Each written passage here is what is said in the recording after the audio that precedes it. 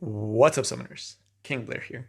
About 2 seasons ago, when we had the 7 disasters wrecking Epic 7 balance in RTA, Smogit released a notice saying what their future direction for balance was going to be. So what we're going to be doing today is looking back at what they said they're going to do, what they have actually implemented, and the things that they did right and the thing wrong, particularly looking at the new changes that they're going to do to RTA and the critical hit damage set. So if you like the video, make sure you like, subscribe, and just go server. Link down in the description. Without further ado, let's get right into it. As always, with these longer videos, it will be split up into sections that you can skip around to the different topics. First, we're going to do a summary on what Smilegate's balanced logic is. They will actually show you the notice that they put quite a way. I can't believe it's almost already been like 2 to 3 months that they put out talking about how they're planning to do balance in the future. And then we're actually going to look at the changes and how they've been implemented and kind of talk about them, my opinions on them, and how they've done overall. So let's just jump right in. So first, typically, how does Smilegate balance? So if you played the game for some time, you probably already know that Smilegate does not like to nerf. The last time that they nerf was like over 2 years ago, right? It was the ML Aura, Crimson Armin, Sage Ball, nerfs where the ML heroes got recalls and you got to pick any ML hero that was out at the time during the game, right? It was a pretty crazy recall. It's not something Smilegate wanted to do since they usually will give a ticket to be able to select any other hero, which is pretty strong, right? Really crazy. So they have said already that they are not going to nerf heroes if they can help it, right? They're going to do everything in their power to make sure that they're not nerfing heroes.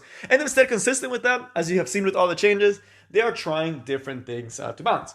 The problem with this is that we did have, and we still kind of do have, 7 heroes at the time that kind of were dominating the RTA meta. And they were AOL, Belian. Now we have Hua, right? So we have these heroes that are really prevalent, a Ravi, that really do make the balance in the game, particularly in RTA, a little bit more difficult because they're just so prevalent in the meta, right? So it's very hard for them to actually be able to balance them. But since it can't nerf, but they said they wanted to do things so that they're actually able to balance the game. So let's say what they did at first, right? How are they going to fix if they can nerf? What were the routes they were going to take? So they actually released this Epic 7 balance adjustment direction notice all the way back in February. Wow, that was actually 4 months ago. Time's going by so fast, y'all. But essentially what they said is that they were going to start playing around with RTA Frenzy. They're going to start playing around with the sets, right? They showed that some of the sets are not being used as much and they want to see more sets. They said they're potentially going to release some sets and that they're going to introduce new game modes to make the PvP environment in the competitive environment more exciting. So to kind of see what they have done, they have added the World Cup mode, which is actually really fun for the players that have a pretty good unit pool. Although every time I have to play with one pre-min, it just triggers me a little bit because I actually hate the single pre-min. I am so thankful they did the 2 pre-min. That was one of the things they actually did. The hero equipment growth, they have not actually done that update yet. They were supposed to do an update where you were able to instantly 6-star and maximal Agora or max awaken a unit on release by getting some of the stats from other heroes. They haven't released that yet. They kind of showed the system. I might just getting put in backlog or they're waiting until the World Cup to announce the big announcement. That's my guess. They did this again. They did the same thing last year where we had a 2-month drought, which we're kind of in a drought content-wise right now. But they did that because they were waiting for the Epic 7 World Cup and they kind of just wanted to flash us with a bunch of information and get us hyped, right? They always do that. I imagine they're going to do the exact same thing for this Epic 7 World Cup. The thing is the introduction of new equipment sets. That will most likely actually be introduced later. There's still a chance. I'm really hoping they don't do that yet or for a while. I don't think we need more sets, although they're definitely spice things up, right? So that could be interesting. The other ones that are going to be coming up is going to be the Arena mode 3v3, which I'm super excited about because it's another PvP game mode. And you guys know I love PvP because I love stomping different people. So I love PvP game modes, even if I'm not so good sometimes at RTA myself. The other one was actually improvements to current sets, which they actually have been doing. And of course, overall, the cadence that they don't show there, it's also that they do not essentially want to make broken heroes after balance patches. That was the other balance that's not shown there, but essentially they want to buff heroes in a significant way that they are able to come back into the meta for older heroes, but not be oppressive to the point that it makes you feel bad for not pulling the heroes in the past. So let's start there with that first one and looking back at the 2 balance patches that came afterwards. And I gotta give credit to Smilegate where credit is due. They've actually done a pretty decent job about this. The only hero I can think about that was like an instant 0 to hero was Diane, right? Diane went from overnight from being a pretty mediocre soul weaver in PvP to being arguably one of the best PvP heroes in the game, right? Which Hopefully they do another rerun because they didn't buff her until after the rerun, right? Didn't give her EE, but it wasn't a buff, so technically it's not the same.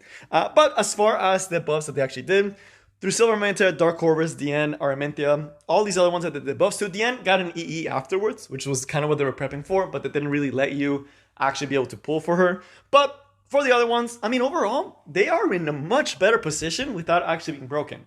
Dark Corvus is actually one of the best Guild War units again, right? Or not one of the best, but he's still really freaking good. I see a lot more Dark Corvus now. They did a great job solidifying his niche.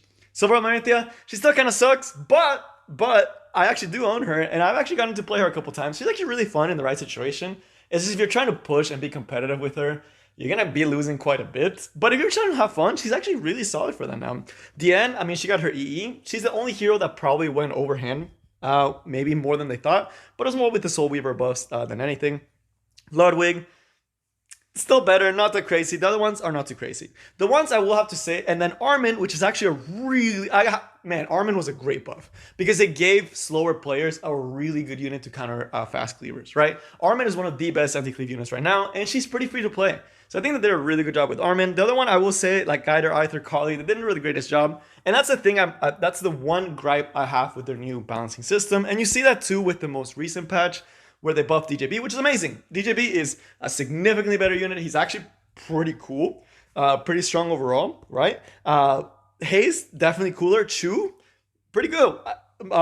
Wonder Silk, Ross is insane right now, even though not being like overpowered, right? It's really cool to see how they're doing really meaningful buffs. But you hear my but. I said it before, but let me actually why, right? So the ones that I'm going to be looking at is Alencia, Destina, right? Those two, but it's a lot of the other ones. And Kali, right? Those are the big three that I really think they kind of miss the mark on these heroes. And I hope it's not something that they keep trying to enhance upon. And I hope it's something they try to modify a little bit. And they kind of did it to an extent with Wanderer Silk too. But essentially, they're changing how these heroes kind of work. From the Stina side, they took away a lot to give her a little bit, right? Like she gets a revive now, which is great. Her S2 is lower cooldown. It's great. Its CR pushes up on this lower cooldown, which is great. The thing about it is like the Stina was already not a good hero. She was already struggling, and they're taking things away to try to give them stuff in the name of balance, which again, it's great that they're trying, right? But in these situations with units like the Stina, it just ended up taking away too much, and the unit is still really hard to use, if not really seeing many play. Same thing kind of with Alencia to an extent. They kind of give and take, right? So they took very little damage. I will say it is very, very little damage, but it's the fact that she got a lot of really cool buffs. She's a significantly better unit than she was before. I'm not trying to argue that. She's actually usable, right? She's not bad. She's actually generally usable, right? She used to be unusable. So she's actually usable, but it's almost like if they could have probably kept that damage aspect to it. They didn't have to do that modification. Say, with Kali, it's kind of the same thing. They took away a lot, right? They took away a lot of the ratios. They're kind of taking away from the units and then giving them, to kind of balance. But it almost feels like they didn't actually really deeply play to some of these, because it feels like with the Stina having her CR push up when she cleanses would have honestly been okay. I don't know. Maybe they did test and they found out it was too broken, although I doubt it. But again, they're kind of playing around with different things. I really do appreciate it. I think they've done a really good job overall, right? There's a couple of heroes that's like, it could have been better. But overall, can't complain too much. They actually did a pretty solid job. It's weird that for the really weak heroes, they kind of took things away and gave stuff, right? It's just kind of weird in that aspect. But overall, I can't actually say that they kind of did a good job, right? Good job, Smoggy. Gotta give you guys a thumbs up. They actually did follow through in saying that they were not going to try to make a super broken hero. I can appreciate that, right? That's great, right? Even though Hua was released, the heroes that they're buffing are definitely not being buff broken. So that's how far it goes. That's pretty good. They're doing a good job in that aspect. Now, the other part of this is going to be the frenzy changes, which are arguably one of my favorites. And here's why. And we're going to talk about the most recent changes now. But the reason I like frenzy changes so much, I was really skeptical. I'm not going to lie to y'all. I didn't think this was going to work. But they kind of proved me wrong. This RTA season changed a lot from the previous because of the Soul Weaver change and because of the single target damage reduction, right? It was actually like very, very cool, right? It was one of those things that I was actually genuinely like, wow, this actually feels like pretty fun. And the thing about it is the fact that they can change things like that makes it so without changing heroes, they can affect the meta directly. And that is really, really awesome. And it makes it so if you don't like one season in particular, the next season may actually be your cup of tea, right? So I'm really excited to see how much they expand this, and it does look like they're trying to keep doing it. And the other one's going to be actually the set. So first, let's talk about the set changes, which is another one of the goals they wanted to do. So as far as the set changes, the destruction set, injury set, it's still kind of mediocre. It's just not fast enough, but I definitely do like that they're doing more for the single target damage. Could definitely be interesting. It's just the fact that it's a 4 set. The fact that it's a 4 set makes injury much more harder. If injury set was actually a 2 set, it could actually be a really good set, right? If injury was a 2 set instead of a 4 set, it would be an incredibly good set with this new change. But it's still a 4 set. That's a lot of stat loss for a mechanic that a lot of the times you're not going to be seeing as often. They're very niche units that can actually use this set, right? Because you lose so many stats for the injury set, with the most popular unit actually being Blair. So Blair really doesn't affect her, except it looks like there's no limit now. So it looks like it's you can limit forever, right? It looks like they took that away. I don't know if they just took it away or they just assume that you can't go below that. That's kind of interesting. I'm kind of curious how it's going to work. The other one is actually going to be the destruction change, which is going to be pretty huge. People are kind of saying it's just for PvE only. But I don't think people are realizing that crit damage set is now the best gear score set for what it does.